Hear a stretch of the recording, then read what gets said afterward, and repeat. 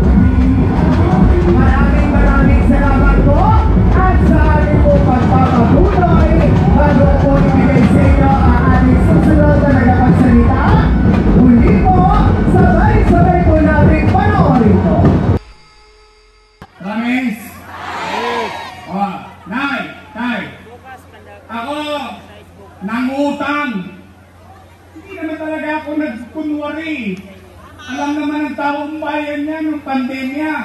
Saan kayo nakakita? For the first time in history, lalahatin ko na ha, lalahatin ko na. Ngayon lang nakakita ang bansang ito ng mayor.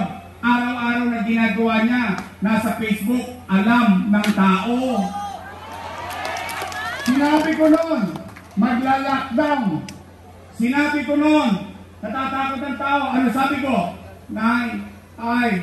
Mga lolo't lola ko, mga batang Maynila, pumanatag kayo, huwag kayong mag-aalala.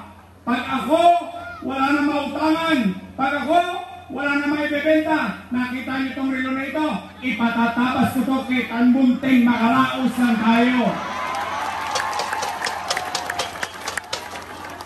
Tanong, nakaraos pa tayo? Nakatawid ba tayo sa pandemya?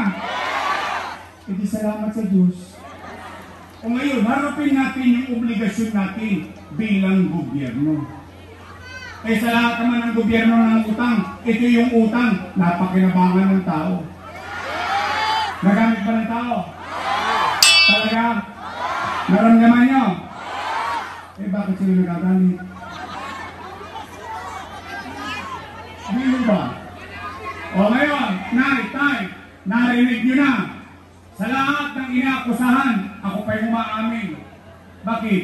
At least matangos ang ilong ko, maglalakad ako sa Onyx, maglalakad ako sa Estrada, maglalakad ako sa Mang Espinita at Calion at Binida ng Luzon ng Maynila. Isa lang sabi ko, salamat sa Diyos, nakaraos kami sa Maynila noong panahon ng pandemya.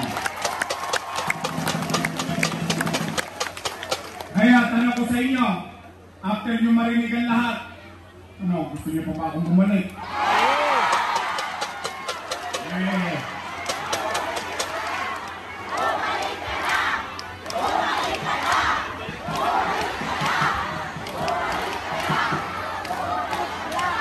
Tingnan nga natin kung sino pinakamakas.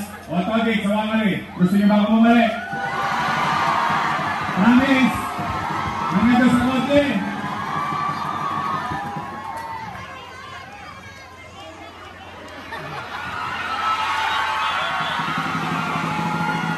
Papatali ba dito sa angka? Gusto nyo ba akong bumalik? Talaga?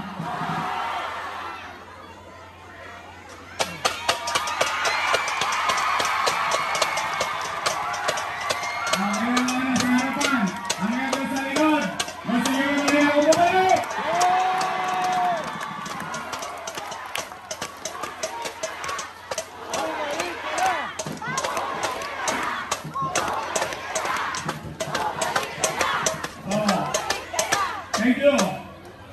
deserve ko. Kaya awa ang Diyos, sa tulong nyo, papalik na tayo.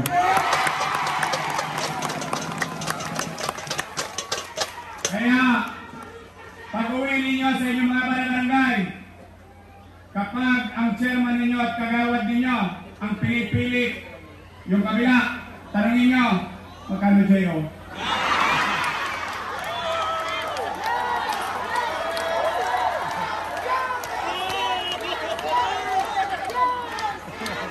No, magka. Ngayon, babalik tayo. Anong gagawin ko? Yan naman. Tapos na ako magulat. Mangangarap naman tayo. Pero bago ako mangarap, gusto ko muna pakinggan ang taong bayan. Kasi ako'y may napapansin. Pero hindi ko alam kung napapansin nyo din. Nay! Tay! Mga lolo! Mga lola ko! Mga batang Maynila! Napapansin nyo ba parang dumudugyot na ulit ang Maynila ngayon? Talaga? Kasi sa District 1, nung tinanong ko, yun ang sagot. Nangadugyot na naman ang Maynila. Dito ba sa 5 nangadugyot ang Maynila? Gusto nyo bang luminis ulit at umaliwalas ang Maynila?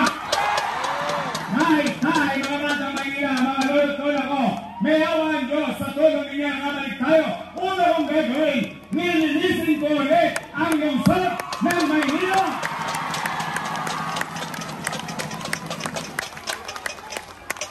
Pangalawang tanong, natanong ko na ang 1, ang 2, ang 3, ang 4, tingnan ko ang 5, kung ito rin ang napapansin nyo. Napapansin nyo ba dumami tulunggis sa Maynila? Snatching dito, hold up doon. Ang daming dumidiskarte ngayon. Uso na naman ang turotot.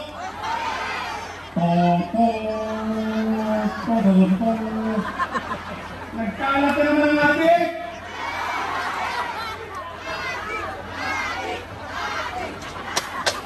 Ilang nanay na naman, ilang tatay na naman, ilang lolo at lola, mga magulang na naman nangangamba sa gabi. Hindi nila alam kung yung anak nila ligtas bang lalakad sa lungsod ng Maynila dahil baka makalawit ang cellphone niya. Dahil yung hold up, giyang na giyang.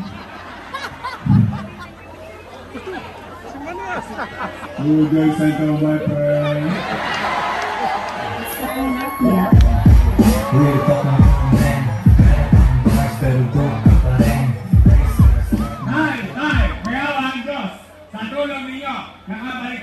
Ibabalik ko sa inyo ang kapanatagan ng pamumuhay sa lungsod ng Maynila.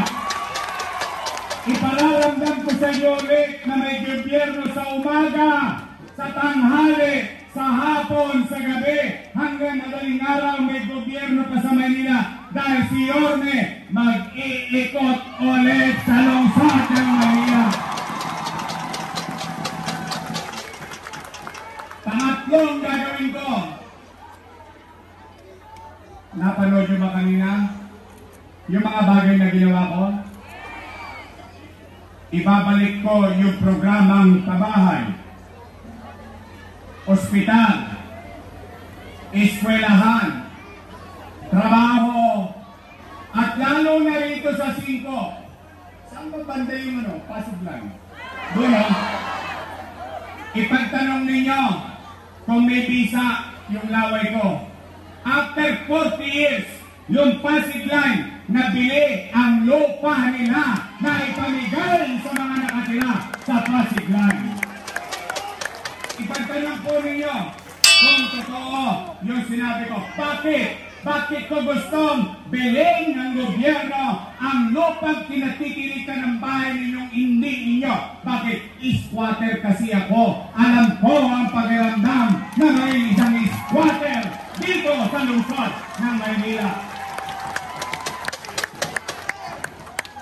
Yun po ang aking gagawin. Kung sa tingin ninyo, yun ay mahalaga, samahan nyo kami. Samahan nyo kami ng laban namin ni Che at Chelsa sa buong Maynila. Gusto nyo ba mangyari ang lahat ng yun? Bigyan nyo ako ng kakampi. Total, natulungan na natin sila. Tayo ang naglagay sa kanila. Tayo rin sama-sama mag-aalis sa kanila. Pwede ba? Pwede ba? Pwede ba pagdating ng Mayo, bigyan natin sila ng team song. Sabay-sabay tayong kumanta. Kanta natin para sa ala. Tan, tan.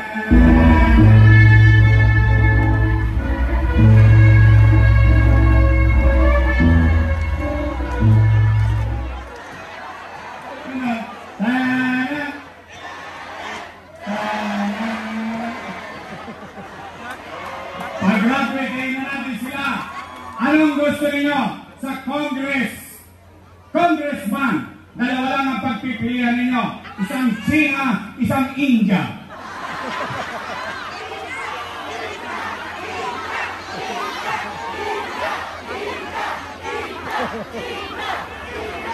But keep it aside. Ito tapatin niyo lang ako. Gusto ko lang maramdaman to kasi ito yung sinabi ko kay Amado. Amado, maniwala ka sa akin sa hindi marami kang natulungang tao. Okay, ipakita natin sa kanya. May tatanong ako sa inyo. Kung hindi man, huwag kayong magtaas ang kamay. Pero kung sa tingin ninyo, totoo, itaas yung taas ang kamay ng natulungan ng kabaka dito. See? Hanggang doon sa konti,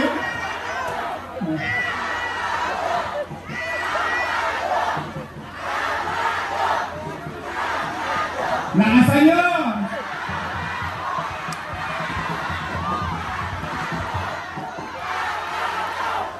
Iparinig nyo hanggang China!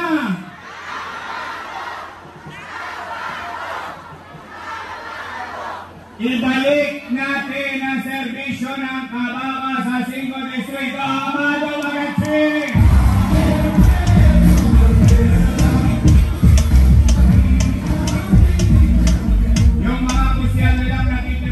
Pag-graduating na rin natin, dapat tayo 6-0. Kaya? Maraming beses nyo nang nagawa yun. 5 distrito. Nagawa nyo dati, kaya nyo gawin muli. Nandito ang antido. Kasing edad ng mga nanay at tatay ko. Kabats ko pa ito. Ang ating ko si Alche Borromeo.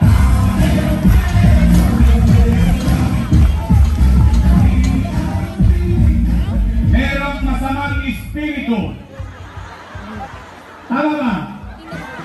Pero nandito sa Yorme's Choice, mabuting espiritu. Happy espiritu.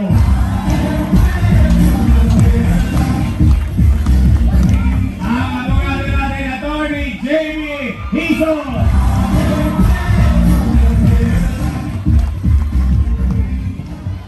Nandito rin si Torbo.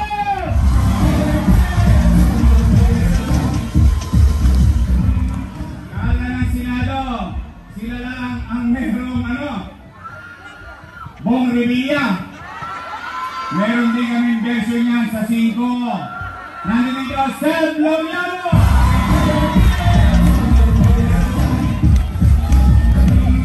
At ang magiging susunod na leader ng Konseo, ang ating sosyal, Mondo Pogo!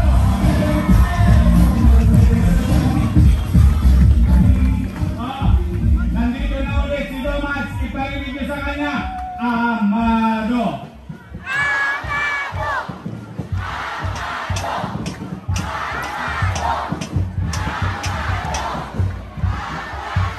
May asin pa ba? May asin pa ba? Asin na nga eh. Mahal natin yan, si Domax. At ang aking pong Vice Mayor, tunay na may asin pa.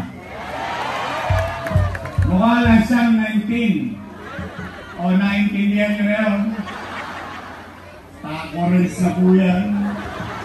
Siya, graduate ng Lasal. Wow! Dahil ko lang siya ng konti. Graduate po ako ng Ateneo.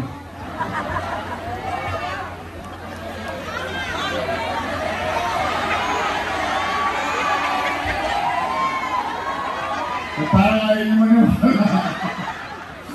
At Leo Di Tondo, Tondo High School.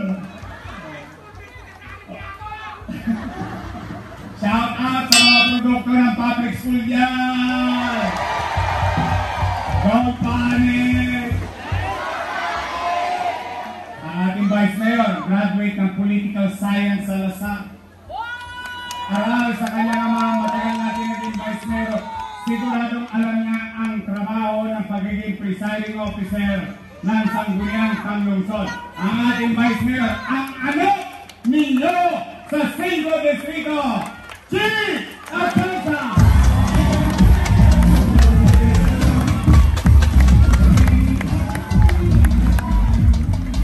Ang Senador, 12 ang bobotohan ninyo. Tama mali? Bumoboto nga kayo nang hindi nyo nakita. Tama mali? O yung nakita natin, yun lang ang botohan natin. Tama mali? Pwede? Ako, isigong buhay. I was there. Nandoon ako sa PGH. Nasa PGH ako nang unang nilunsad ang Malasakit Center. Naramdaman ko yung tunay na prinsipyo kung bakit itinatag yung Malasakit Center noong panahon ni Pangulong Duterte sa liderato ni Senador Bongo. Kaya tulungan natin, Senador Bongo! Kanina, nandito rin, isa pang may asin. Siya may dalang solusyon. Siya si Amy Marcos! At itong isang bata, narito, matagal ko. Ito kaya nyo bakit nalalaman na nangyayari sa Maynila? Ay nako, araw-araw nakabantay sa City Hall. Ang ating Senador, Mark Camora! Gusto nyo ba ang epektibong senador? Gusto nyo ng epektibong senador? Gusto nyo? Mr. Efektibo, Philip Salvador!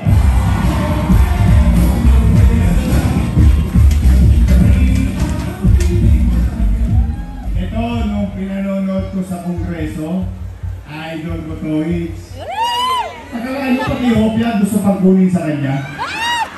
Ayaw nang pagsalitain. Pinipigilang magsalita. Ipinaliliwanag lang naman niya yung dalawang kwento. Kwento ng mga huwadkom at kwento ng mga tuwiran. Akalain mo pati Hopia gusto pang kunin. Pero mga nanay ko, mga tatay ko, total 12 naman ang senador. Mano ka naman maglagay tayo ng isang tao na yung matutulog ka, alam mo ipaglalaban yung katwiran at makataong pamamaraan. Napanood yun eh. Tama ba rin? Oh, ang ating hope, alam niyo ba ang hope niya ay hope? Ang ating pag-asa sa Senado, mga twirang tao, Senador Dante Marcoleta.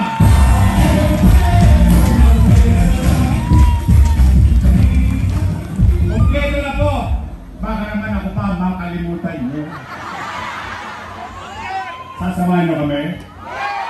Promise?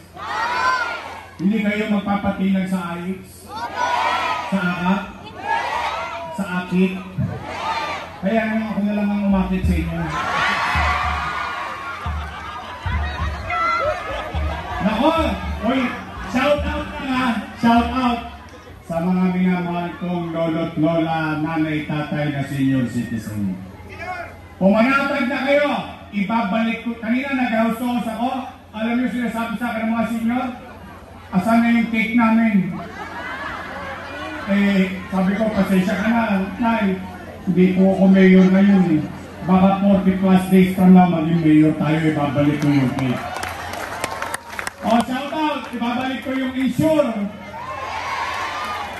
Babalik ko rin yung vitamin C, yung health kit, di ba? May maintenance sa vitamin C eh. At saka yung allowance. botante o hindi, may sakit o wala, basta senior citizen sa Maynila, mayaman, middle class, mahirap, pantay-pantay, may allowance ulit sa lungsod ng Maynila. Mga nanay ko, tatay ko, mga lolo ko, mga batang Maynila, samahan nyo kami! Samahan nyo kami! Because together, we can make Manila great again! Magandang gabi! Pagpalain naman kayo ng buong may kapal! Manila! Pagpalain nyo!